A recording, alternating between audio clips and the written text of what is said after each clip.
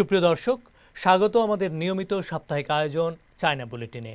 আপনারা জানেন, চীন সম্পর্কিত গুরুত্বপূর্ণ খবরাখবর নিয়ে সাজানো আমাদের এই অনুষ্ঠান। চীন আমাদের পরম বন্ধু এবং প্রতিবেশী দেশ, তাই চীনের উল্লেখযোগ্য খবরগুলোকে বাংলাদেশি দর্শকদের কাছে তুলে ধরতেই চায়না মিডিয়া গ্রুপ সিএমজির এই বিশেষ আয়োজন। সঙ্গে আছি আমি শাহানশা রাসেল। এবার জানিয়ে দিচ্ছি এই সপ্তাহের বিশেষ বিশেষ খবরগুলোর শিরোনাম। শ্রমজীবী মানুষকে আন্তর্জাতিক শ্রমিক দিবসের শুভেচ্ছা চীনের প্রেসিডেন্ট শি জিনপিংয়ের। শি জিনপিংয়ের সাংহাই সফর, এআই উন্নয়ন ও বৈশ্বিক প্রযুক্তি কেন্দ্র গঠনের আহ্বান।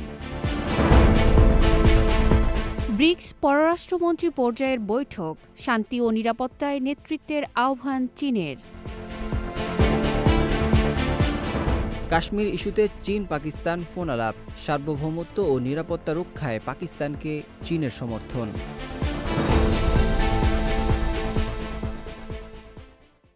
বেইজিংয়ের মহাগণভবনে সমগ্র চীন ট্রেড ইউনিয়ন ফেডারেশন প্রতিষ্ঠার ১০০তম বার্ষিকী উদযাপন করা হয়েছে। জাঁকজমকপূর্ণ এই অনুষ্ঠানে আদর্শ শ্রমিক এবং বিশিষ্ট ব্যক্তিদের সম্মানিত করা হয়। অনুষ্ঠানে শ্রমজীবী মানুষকে আন্তর্জাতিক শ্রমিক দিবসের শুভেচ্ছা জানান প্রেসিডেন্ট শি জিনপিং। দেশটির প্রেসিডেন্ট এবং কেন্দ্রীয় সামরিক কমিশনের চেয়ারম্যান শি জিনপিং এই সম্মেলনে উপস্থিত থেকে বলেন, নতুন যুগ এবং নতুন যাত্রায় অবশ্যই পার্টির কেন্দ্রীয় কাজগুলোকে নিবিড়ভাবে মনোনিবেশ করতে হবে। শ্রমিক নেতা এবং শ্রমজীবী জনগণের বিশাল শক্তি সংগ্রহ করতে হবে। আন্তরিকতার মাধ্যমে কঠোর পরিশ্রম করে নিজেদের অবদান রাখতে হবে। ৩,০০০-এরও বেশি অংশগ্রহণকারীর উদ্দেশ্যে চীনা জাতির মহান পুনর্জাগরণ বাস্তবায়নে মহাপরিকল্পনাকে ধাপে ধাপে বাস্তবায়ন করার আহ্বান জানান তিনি। এদিকে ১ মে আন্তর্জাতিক শ্রমিক দিবস উপলক্ষে পার্টির কেন্দ্রীয় কমিটির পক্ষ থেকে শি জিনপিং সারা দেশের সকল জাতিগোষ্ঠীর শ্রমিক, কৃষক, বুদ্ধিজীবী এবং অন্যান্য শ্রমজীবী মানুষকে, সকল স্তরের ট্রেড ইউনিয়ন সংগঠনগুলোকে এবং ইউনিয়ন কর্মীদের আন্তরিক শুভেচ্ছা জানিয়েছেন।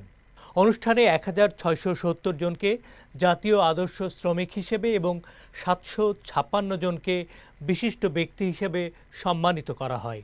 অনুষ্ঠানে প্রধানমন্ত্রী লি ছিয়াংও শ্রমজীবী মানুষকে চীনের আধুনিকায়ন এবং জাতীয় পুনরুজ্জীবনে নতুন অবদান রাখার আহ্বান জানিয়েছেন। কৃত্রিম বুদ্ধিমত্তার উন্নয়ন এবং এর শাসন ব্যবস্থার নেতৃত্ব দেওয়ার আহ্বান জানিয়েছেন প্রেসিডেন্ট শি জিনপিং। মঙ্গলবার সাংহাইয়ের একটি এআই ইনকিউবেটর পরিদর্শনের সময় তিনি এ আহ্বান জানান। পরিদর্শনের সময় প্রেসিডেন্ট শি বৈশ্বিক প্রভাবে নগরকে বিজ্ঞান এবং প্রযুক্তির উদ্ভাবনে বিশ্বমানের কেন্দ্র হিসেবে গড়ে তোলার জন্য জোর প্রচেষ্টার ঘোষণা দেন। সাংহাইয়ের সিউহুই জেলার ১০০-এরও বেশি ইনকিউবেটর প্রতিষ্ঠানভুক্ত সাংহাইয়ের ফাউন্ডেশন মডেল ইনোভেশন সেন্টার পরিদর্শনের সময় শহরের এআই শিল্পের বিকাশ, সংশ্লিষ্ট প্রযুক্তির গবেষণা ও উন্নয়ন এবং বিভিন্ন প্রতিষ্ঠানের কার্যক্রম সম্পর্কে তাকে অবহিত করা হয়। ব্রাজিলের রিও ডি জেনেরিওতে ব্রিক্স দেশগুলোর পররাষ্ট্র মন্ত্রী পর্যায়ের প্রথম ধাপের বৈঠক সোমবার অনুষ্ঠিত হয়েছে। বৈঠকে সভাপতিত্ব করেন ব্রাজিলের পররাষ্ট্রমন্ত্রী মাউরো ভিয়েইরা। চীনের পররাষ্ট্রমন্ত্রী ওয়াং ই এতে অংশগ্রহণ করে শান্তি ও নিরাপত্তায় ব্রিক্স ভূমিকা নিয়ে আলোচনায় গুরুত্বপূর্ণ বক্তব্য রাখেন। ওয়াং ই বলেন, জাতিসংঘ প্রতিষ্ঠার ৮০ বছর পর আজ আন্তর্জাতিক ব্যবস্থা গভীর রূপান্তরের মধ্য দিয়ে যাচ্ছে। ব্রিক্স দেশগুলোকে শান্তি ও উন্নয়নের স্তম্ভ হিসেবে এগিয়ে আসতে হবে। এজন্য সার্বজনীন নিরাপত্তা, শান্তি আলোচনার সমর্থন সহ ৪টি মূল অগ্রাধিকার তুলে ধরেন তিনি। এবার ইন্দোনেশিয়াকে প্রথমবারের মতো ব্রিক্সের পূর্ণ সদস্য হিসেবে স্বাগত জানানো হয়। এই বৈঠকে গ্লোবাল সাউথের স্বার্থ রক্ষায় ব্রিক্সের ঐক্যবদ্ধ ভূমিকা বিশেষ গুরুত্ব পেয়েছে, যা বর্তমানে বিশ্বে উত্তেজনা বৃদ্ধির প্রেক্ষাপটে প্রাসঙ্গিক।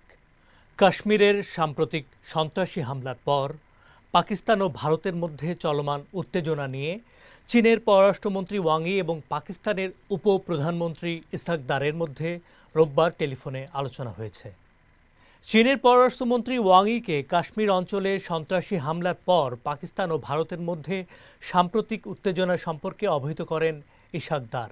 এ প্রসঙ্গে পররাষ্ট্রমন্ত্রী ওয়াং ই জানান, চীন এই ঘটনাগুলোকে নিবিড়ভাবে পর্যবেক্ষণ করছে।